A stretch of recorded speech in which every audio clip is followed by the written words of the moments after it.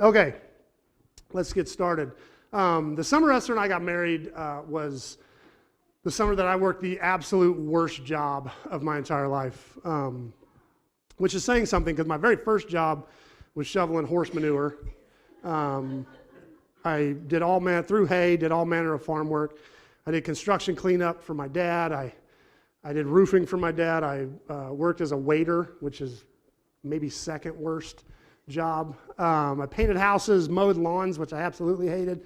I sold insurance. I was a filing clerk for a mortgage company. I cleaned carpets, and I've always done all manner of construction, including like handyman and home maintenance kind of stuff that went into like sewer work, where I've had all manner of things on my body that I can't talk about in church. And all of these jobs were better than the job I had in the summer of '92. I worked for a temp company, and I got sent to do a light warehouse job that was supposed to be a 2-week project. And it was me and 12 other temps. And so I was expecting to do some loading and unloading of packages and things. But I was a little bit surprised when we went and they lined us up at these big long metal tables and they dropped a stack of cardboard at the end of the table. And the first person took the first piece of cardboard, put a fold in it. It was perforated. You folded it and slid it down. The next person put a fold in it, slid it down.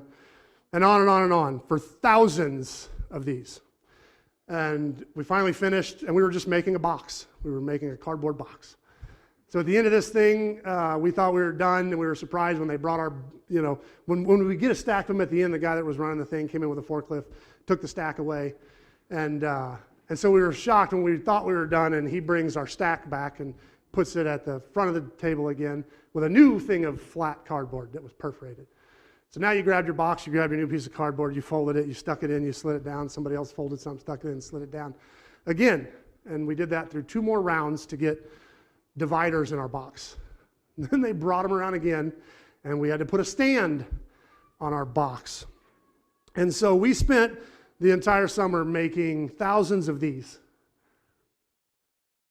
Ours was a little different, but basically every time you see one of these in Walmart or anywhere else with displays in them, there's a human soul dying in a warehouse somewhere for that display. Incidentally, when we were done, once we finished our last one, they brought them back around again, and we had to load them up with 8 or 9 different versions of these. You guys remember Ziggy? Yeah, we were doing Ziggy calendars and things, so we had to fill up our boxes with Ziggy merchandise, and then they shrink wrapped them and carried them off to be carried to a retailer somewhere where all they had to do was unwrap them and sell them. So, like I say, 12 of us started the job. It was supposed to be 2 weeks. After the first day, about half of them quit. Like, they just left. And the rest left after the first week. So I was the only one left. This was a soul-sucking job. Our supervisor was a nice enough guy, but he was a few fries short of a Happy Meal. And we were all positive in our guts that this guy started this job as sharp and bright as any of us, and that this job had actually bored the brains out of the man. So everyone was quitting, and I wanted to quit desperately, but I had a problem. Not long before getting this contract, I had fallen head over in heels in love with the most beautiful woman I'd ever met, and I was trying to demonstrate to this goddess that I was not a quitter. That I was trying to prove that I was the type of guy that could stick something out even when I was miserable. And although I make light of that a little bit, I was honestly, if it was not for the fact that I was trying to prove I was responsible, I would have dumped this job in a second. This might have been the first time in my life I can remember doing something because I said I would. And that was the only reason I was doing it, was because I said I would.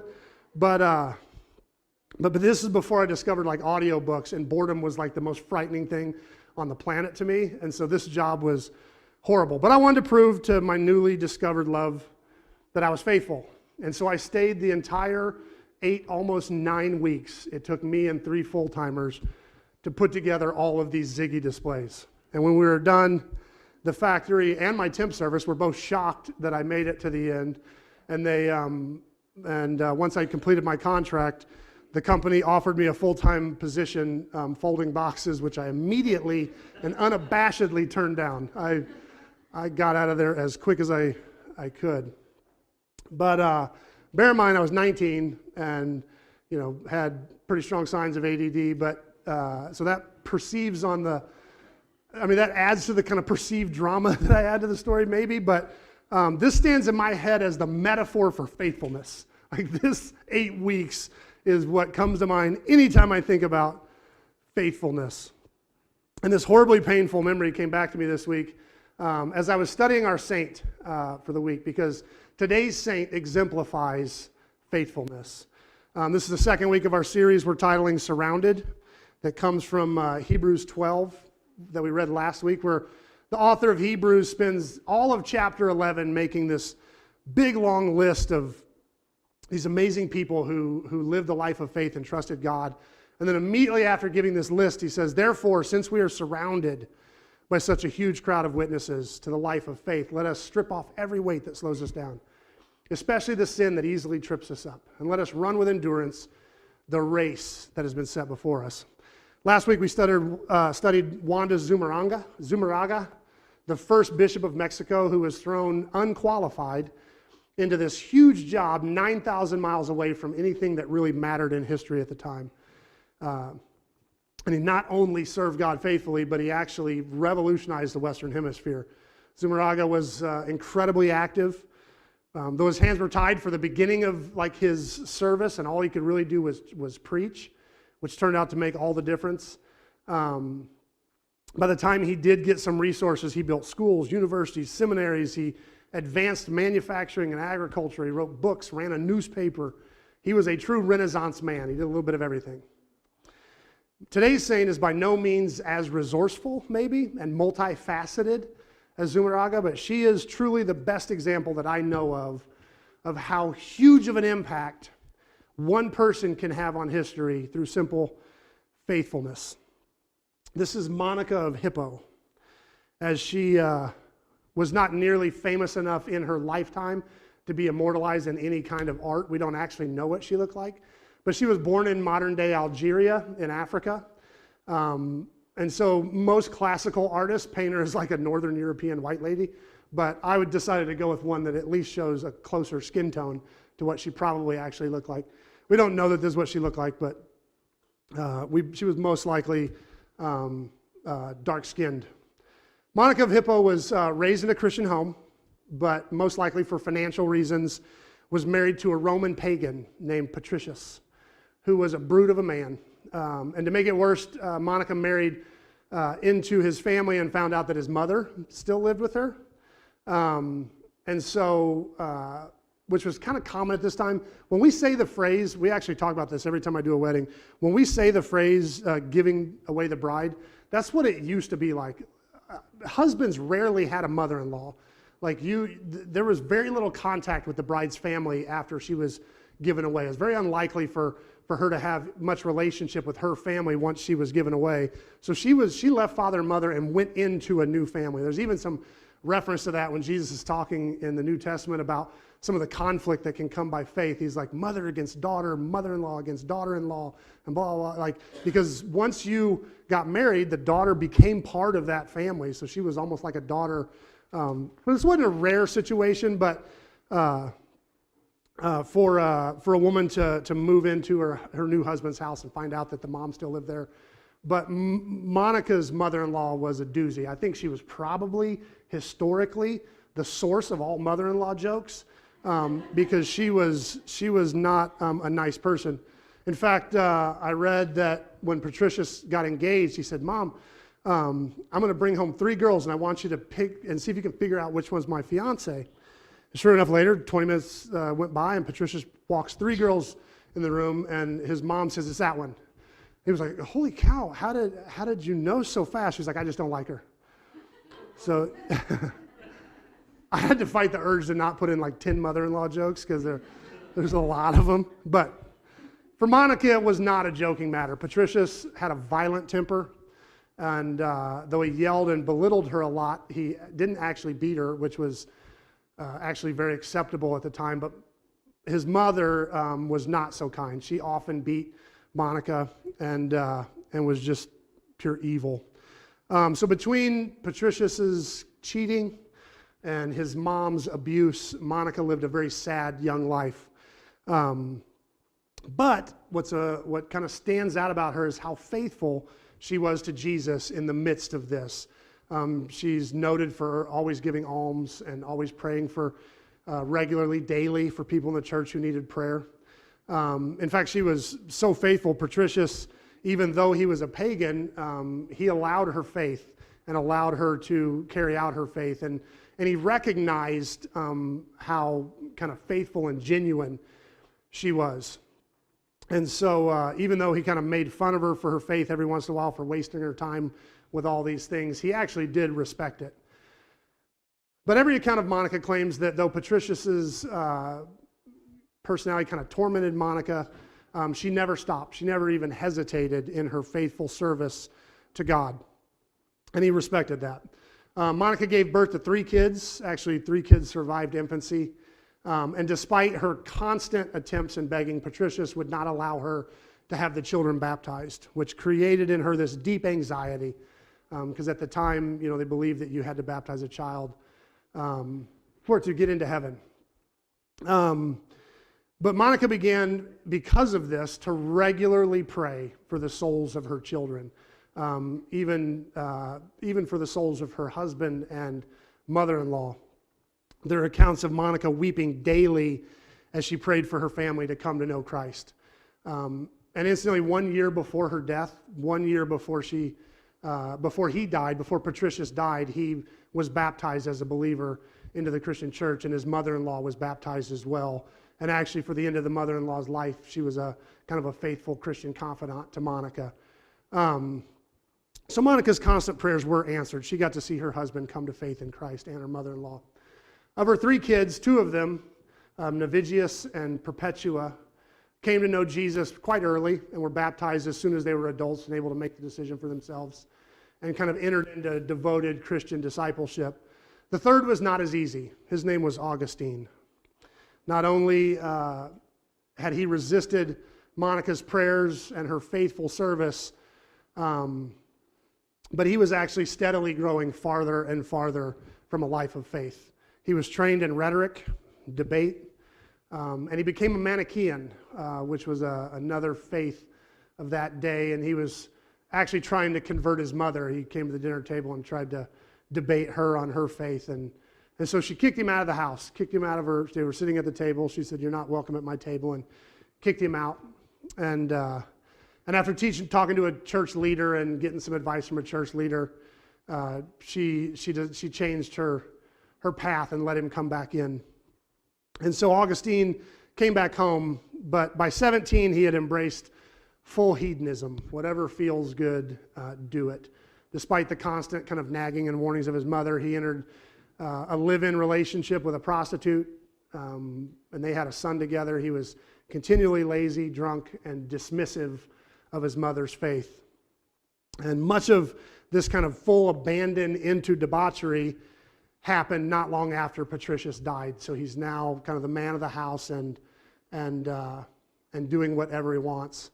Monica had seen her prayers save her husband and her evil mother-in-law, who was, like I say, now a dear confidant.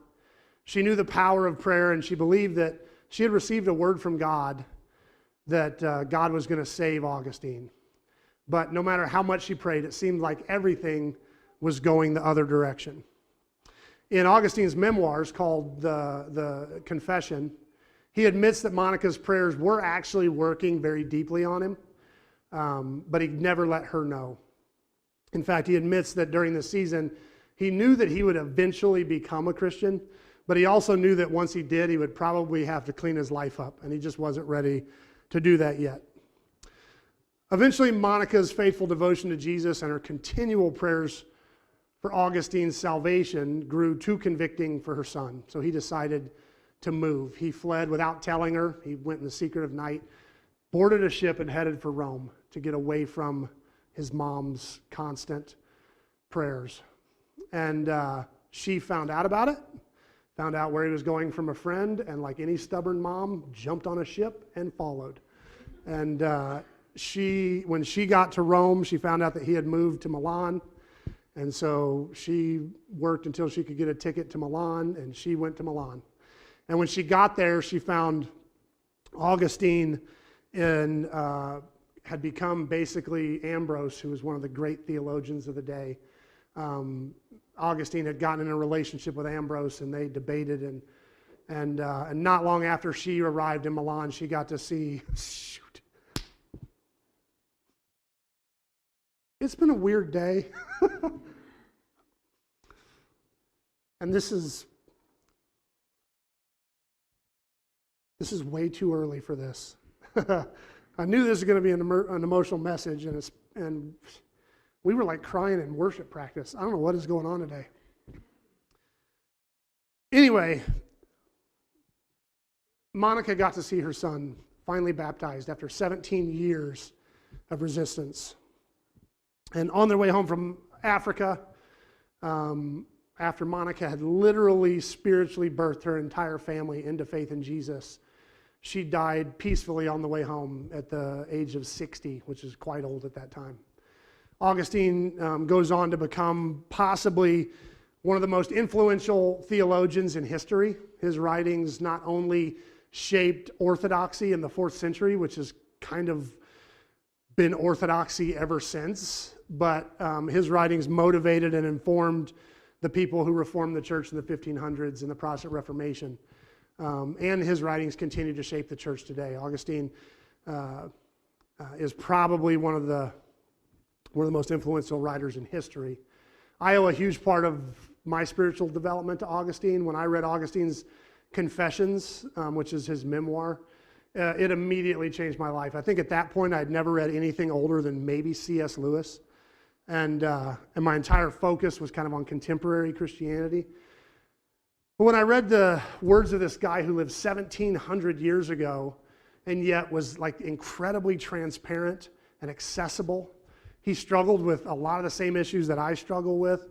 When I realized that he was probably more contemporary in 350 AD than many Christian authors are today, I was absolutely hooked, and I became like an avid student of church history and older things.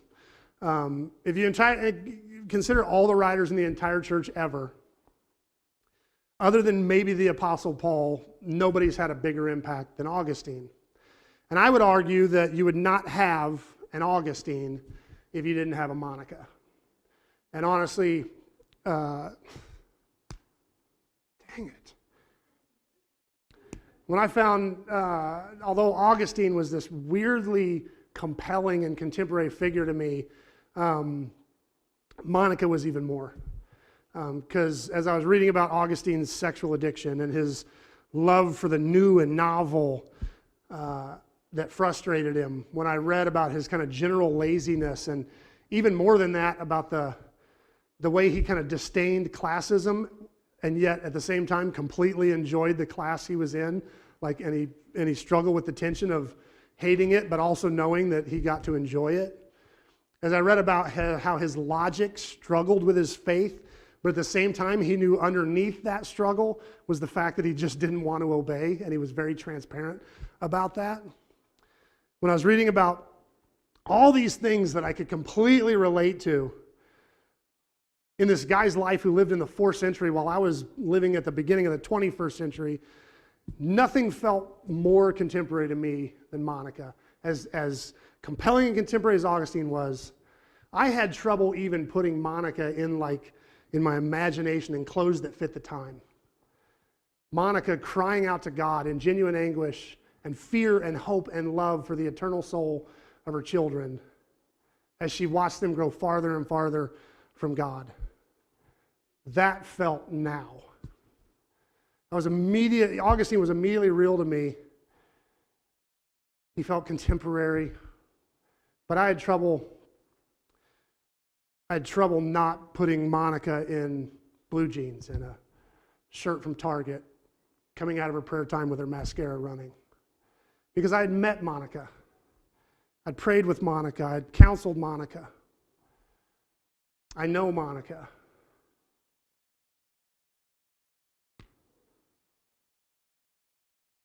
The day that Esther and I decided to join with some people and plant Open Table, I sat at, oh, brother. I sat at Applebee's with a Monica. I'd had a dream of planting a church for years, and we'd helped other people plant churches. I'd always critiqued churches and asked hard questions like, why do churches do it this way? Why don't they just do this? And I'd always wondered if we could do a church differently, and this had rattled around in my head forever. But Esther was not excited about the idea of church planting. Part of it was that she had made a deal with God when she was young that she would do anything and go anywhere as long as she was not a pastor's wife. That was the only thing in the world she did not want to be, was a pastor's wife. And by the way, don't do that. Don't tell God what you don't want to do. Like, that's how you get stuck doing it. My mentor used to tell me that God sits in heaven listening for the word never. Like I will never be a worship leader. Yeah, you might as well just start guitar lessons now, because it's coming. So Esther didn't want to be a pastor's wife, but that wasn't really the reason. The real reason was that I have hyperfocus. My ADD kind of makes me sometimes zoom in hard on one thing at the expense of everything important. And there was a season in my life when I was working full-time as a floor coverer, and I was also a full-time children's pastor for a growing church, 2 services, and wrote all my own curriculum, and we met several times throughout the week to practice skits and puppets and all kinds of crazy things. I led worship in the youth band and taught on a 3-week rotation. I was also teaching a class in a Bible college on Paul's epistles that I thought was going to be super easy, but it wound up taking way more study time than I thought it was going to. And I led worship and occasionally taught at this huge Monday night Bible study thing. And Esther felt like if I did all that in like my free time, if we actually threw ourselves into a church plant, she may never see me again. And that worried her. And so she had resisted for about 20 years. And finally, I laid the dream down. I was tired of continual frustration and disappointment. So I put the dream to sleep, and we settled in a church that we liked well enough, and our kids felt at home. And so we just kind of settled there. And Esther and I sat at lunch at Applebee's with a Monica. And I could tell that when she sat down, she was carrying the weight of the world on her shoulders. And as I asked what was going on, what was up, you seemed like something happening, and she sat there in her jeans and her blouse from Target with her mascara running.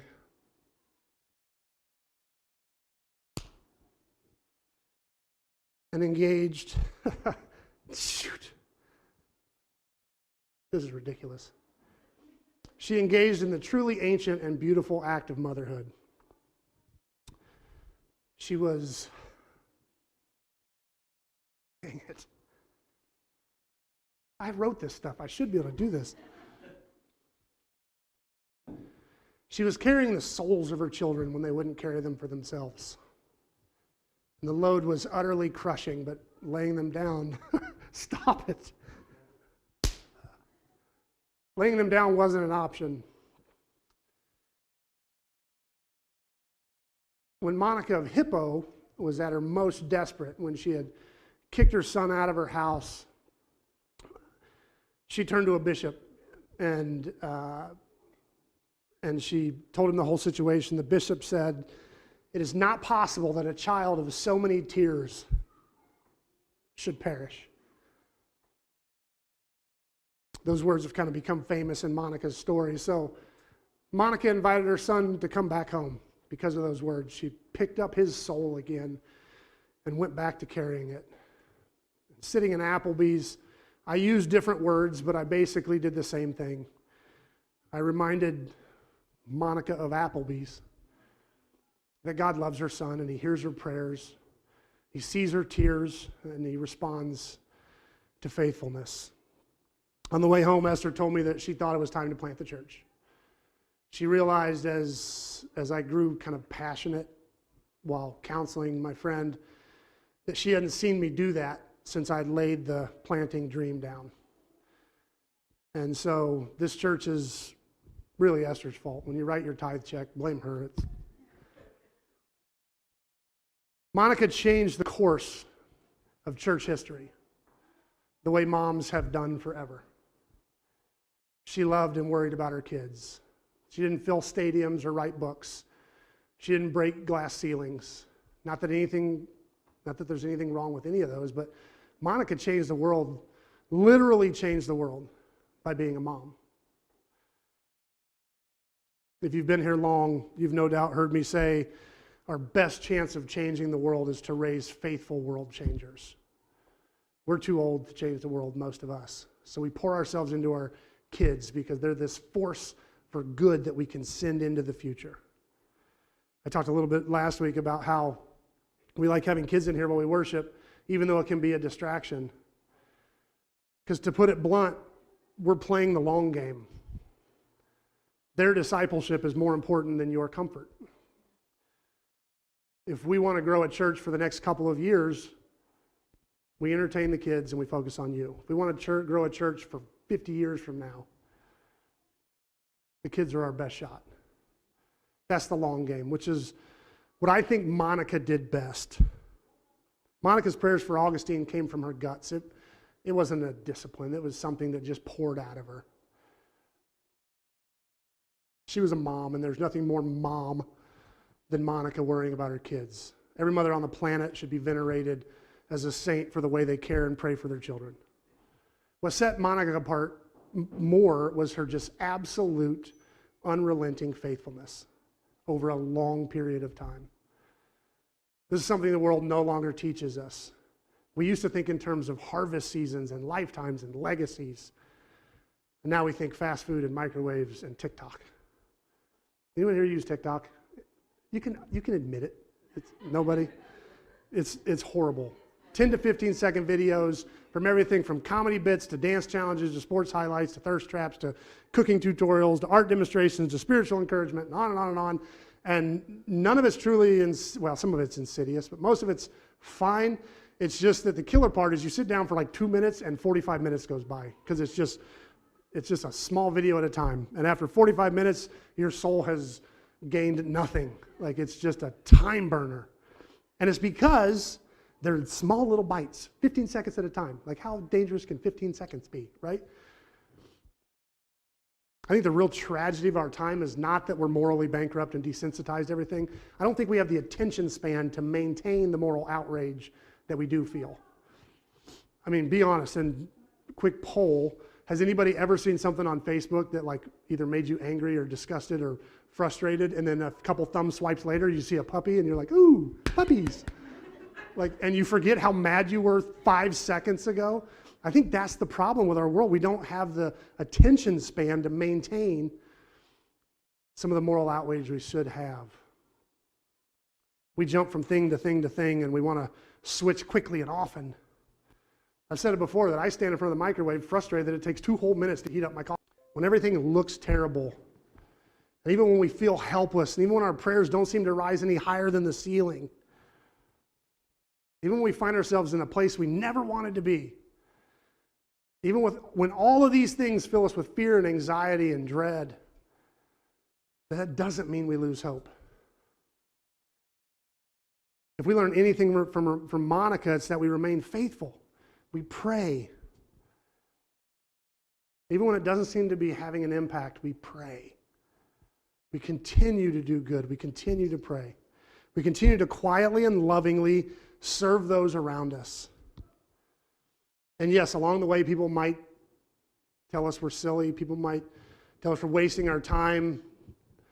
They're going to ask us for evidence that our prayers ever done any good. They're going to ask us for all manner of things. And Monica reminds us that our prayers do nothing until they do. Our prayers do nothing until they do. And when they do, they change everything. The Apostle Paul said in Galatians 6:9, so let us not get tired of doing what is good. At just the right time, we'll reap a harvest of blessing if we don't give up. Paul goes on to, in 2 Corinthians 11, to explain the kind of life he lived as an apostle. He says 5 different times the Jewish leaders gave me 39 lashes. 3 times I was beaten with rods. Once I was stoned. 3 times I was shipwrecked. Once I spent a whole night and day adrift at sea. I've traveled on many long journeys. I've faced dangers from rivers and from robbers. I've faced dangers from my own people, the Jews, as well as the Gentiles. I've faced danger in the cities, in the deserts, on the seas. I've faced danger of men who claim to be believers but are not. I've worked hard. and long, enduring many sleepless nights. I've been hungry and thirsty. I've even gone without food. I've shivered in the cold without enough clothing to keep me warm. Besides all this, I have the daily burden of my concern for all the churches. Who's weak in my feelings without my feeling that weakness? Who is led astray and I don't burn with anger? If I must boast, I would rather boast about the things that show how weak I am. A few minutes later in the next chapter, he says, that is why I take pleasure in my weakness and in the insults, in the hardship, and the persecutions and troubles that I suffer for Christ. Because when I am weak, then I am strong. And this may sound like Paul shoveling theological mumbo jumbo that preachers are supposed to say to make people feel better. But Monica, this perfectly ordinary girl from Hippo, this perfectly powerless woman who married into a terrible situation, this perfectly weak vessel who did nothing but what billions of wives and mothers have done for millennia, Monica took Paul seriously. She took him at his word. She dared to believe that her weakness, her inability to better her situation was actually her strength. And she flexed that powerful muscle of prayer. And when Monica slipped into eternity, she drug her family kicking and screaming along with her, which is all she ever wanted.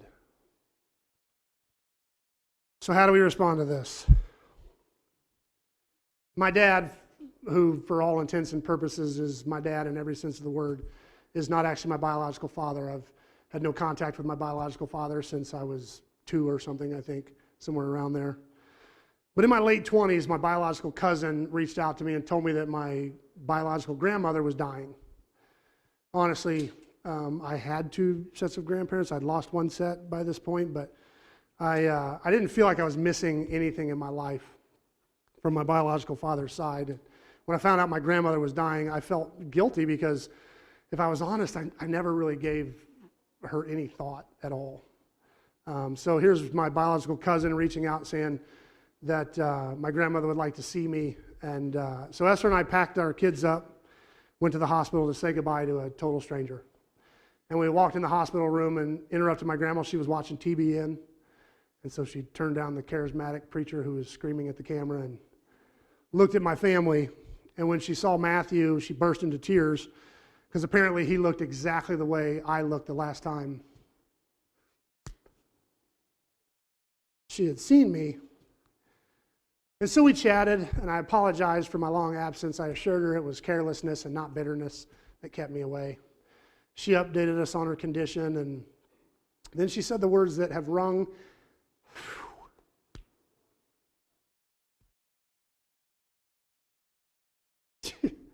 this is nuts. Rung in my ear ever since. She said, I've prayed for you every single day of your life.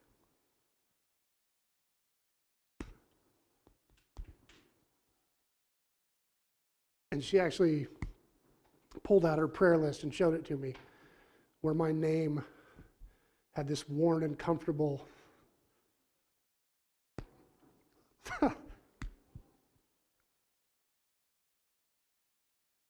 dang it. It's worn and comfortable looking spot on her list.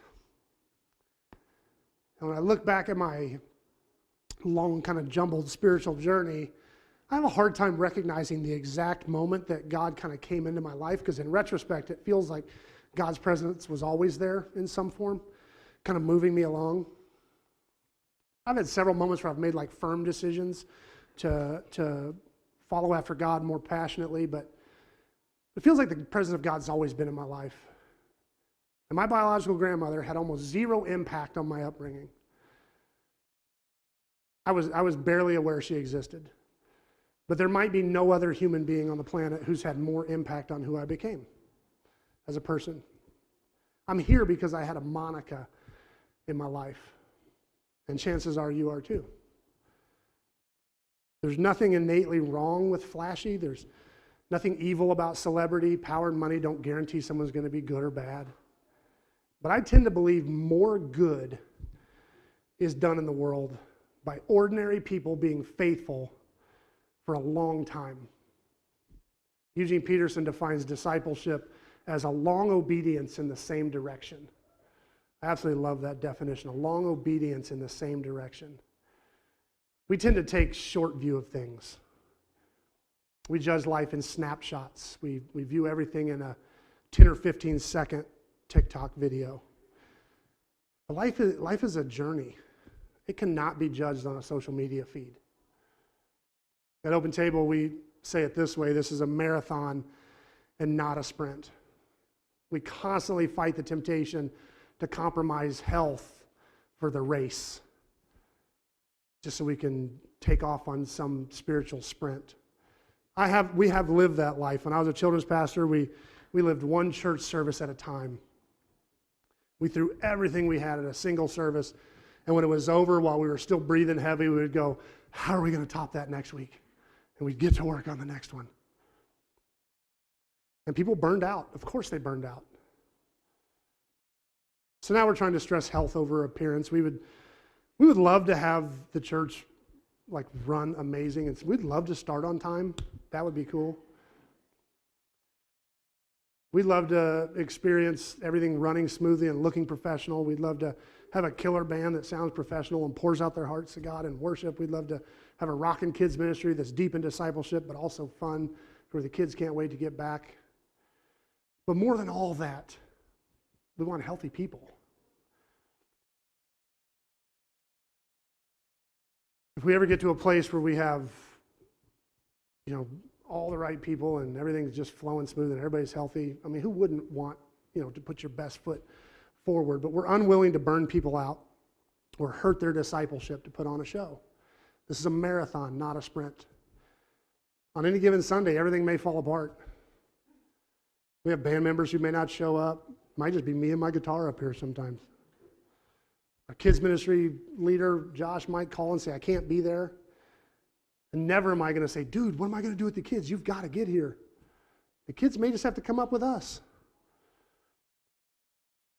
and color and be distracting for one Sunday. And that Sunday might be utterly frustrating, but you know what? There's another Sunday in 7 days. I occasionally preach a turd of a sermon, but there's another one in 7 days. Even more, you might come and find that the sermon is brilliant and insightful, as it usually is. But it just doesn't speak to your heart that week. And that's okay, because there's going to be more. This is a marathon, not a sprint. We don't live 1 week at a time. We're living a life of faith. This is never a single service. My junior year in high school, my grandfather hired me to put fence around his property in eastern Kansas. He had several pastures blocked out, and we were going to fence around every single one of them. So as soon as school let out, we started going out, and I dug hundreds of holes with the old school post hole digger. Anybody work one of those? Yeah. Over and over and over again. Set the hedge post, tamp it down, set T-post, stretch wire, all summer long. We came to the point where we had one long run of fence left and 1 week of summer left before I started 2-a-days in football. No way we were going to get it done. So my grandpa, Monday morning, goes into the barn, opens the big door, and rolls out on the tractor that was sporting this huge hydraulic auger on the back of it. And we had no trouble finishing that last run of fence. I had dug hundreds of holes by hand, and the old man had an auger. When I went home and complained to my dad about it, ranting and raving and going off, I said, don't you tell me it builds character. My dad said, how much money did you make this summer? And I answered him, which was quite a bit. My dad says, how much you think you'd have made if you'd have used that auger? I was quiet because I knew what he was going to say. He said, did it ever dawn on you that maybe your grandpa wanted to pay you more money, and so he needed to work you more time? What I saw as a tribulation was actually working in my favor all along. What I saw as an abuse, I was rewarded for. I have no idea if Monica's reward was the relief of seeing Augustine finally come to Jesus, and if it was all the sweeter because she'd waited so long for it. Or maybe without the weight of Augustine's soul on her shoulders, she might have gotten into all kinds of trouble. Who knows? Or maybe she just has a ginormous mansion in heaven. We can't know. All I know is God rewards faithfulness. God rewards faithfulness, and his timing in the reward is perfect. It's always perfect. While I was working that horrible job folding Ziggy boxes, it was a type of warehouse that blew a horn to signal like breaks and things, and so they blew one to start the day, they blew one to start morning break, they blew one to send you back to work, blew one for lunch, blew one to get back to work, blew one for afternoon break, blew another one to get you back to work, and blew one at the end of the day. I'd never worked like that before. I still don't work like that. My kids get frustrated because I've worked for myself for so long that they start going, 11:30, Dad, just want to kind of put lunch on your radar. Dad, it's 12, just so you know.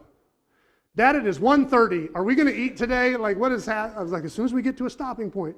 Well, Dad, it's 3 o'clock. Like, we might as well eat dinner. Like, always been kind of bad, but this is one of those jobs didn't let you do that. You had to break when they told you to break. And this was before Facebook, so I had nothing to do for 15 minutes in the morning, 15 minutes in the afternoon, 30 minutes for lunch.